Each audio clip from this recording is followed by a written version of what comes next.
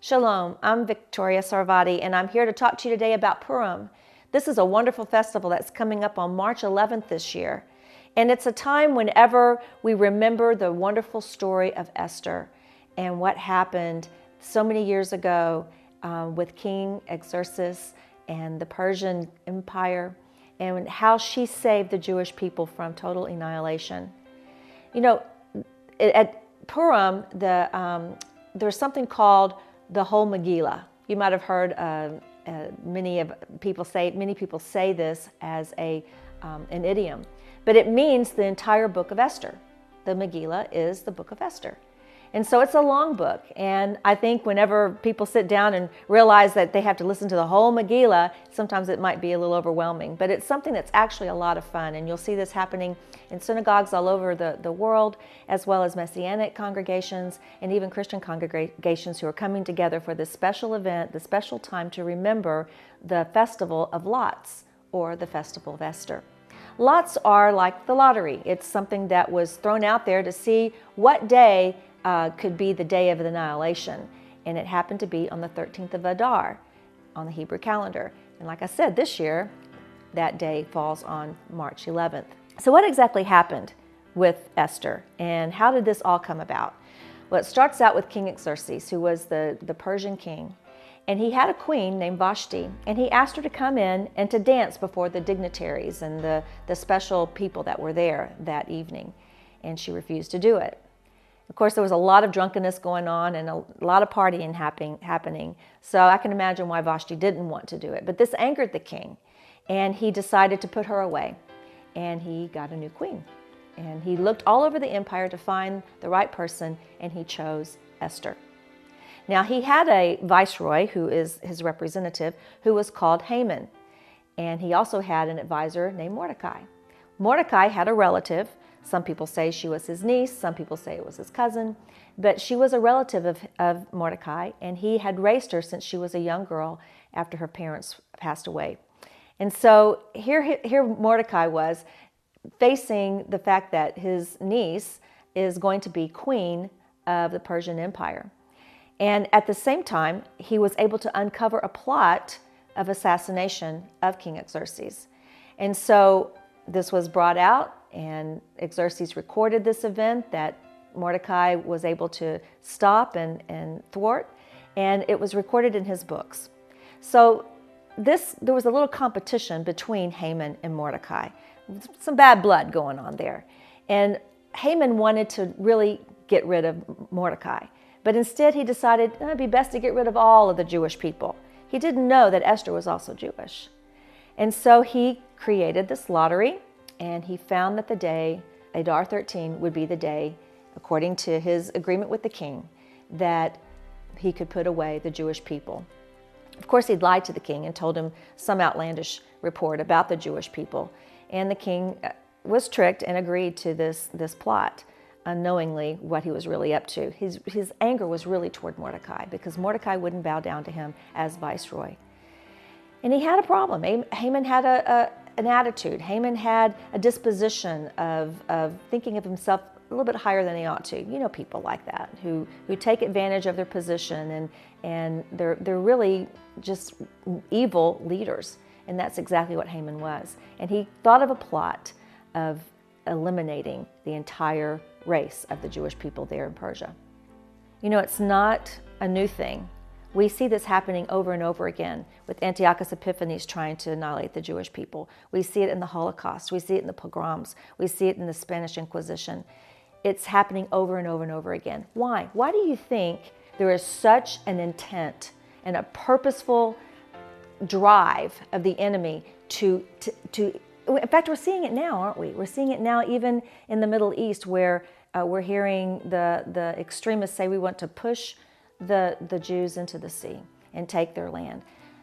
Why is that? It's because the enemy wants to rid God, or rid this earth, of God's covenant people. He made a covenant with a people. He made a covenant with Abraham, Isaac, and Jacob. And that covenant was for three things. It was for the land, it was for them to be a nation, and it was to give them the Messiah, to give the world the Messiah. And he chose this line of people, this lineage, this seed of Abraham in order to bring it all about. And so if the enemy can destroy this people, then he can discredit God and his covenant. But God's covenant is a covenant that's everlasting. It's divine, it's eternal, it never ends. And God is not a liar. He is going to protect what he has promised. And he has promised that this people will be a nation. You can't move the borders of something God has declared. So Mordecai let Esther know of this plot as he found out about it. And he said, you need to go to the king and ask for some type of intervention. She says, I can't go before the king because I can't go unannounced. It means my death if I do. He says, you got to take this chance or we're all going to die. So she says, well, I'll tell you what, tell the Jewish people to fast for 3 days and I will fast too. And then I will go in and see the king. So she did, and she did. And she went before the king and he put his scepter out before her, allowing her to come before his presence. And she said that she wanted to have him over for dinner in her little area where her little residence. And he said that he would come. And she says, and I want Haman to come too. And so it was arranged and there was a dinner. And in the meantime, that one night before, the king couldn't sleep. And he thought about, why can't I sleep? He told his servants to bring in his records and his books and to read them to him, to give him something, I guess probably, it's like counting sheep, right?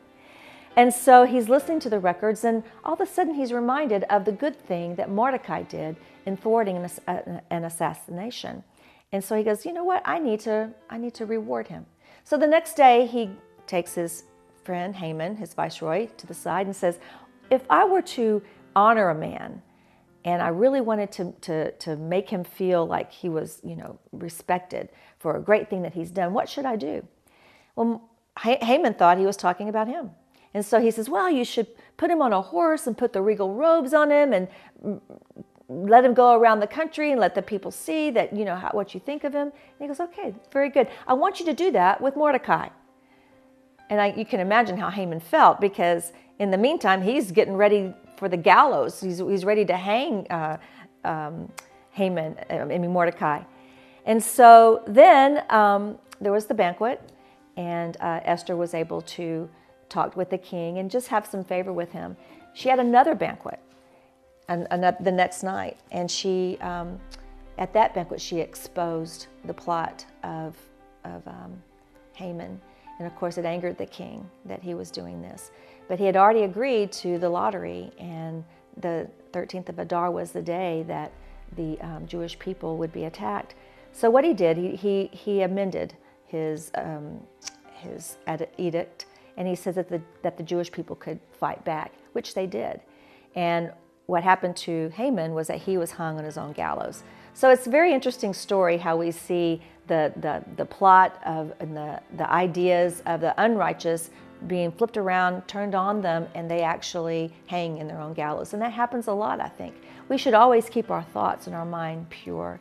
If we have the thoughts of God, the mind of God, the imaginations of God, and not pick ourselves up so high, not think of ourselves so highly that we become arrogant and we begin to do things that, of course, keep other people down. And that's what Haman's problem was. He had an arrogance and he had a way about him that was truly evil. But God remedied the situation.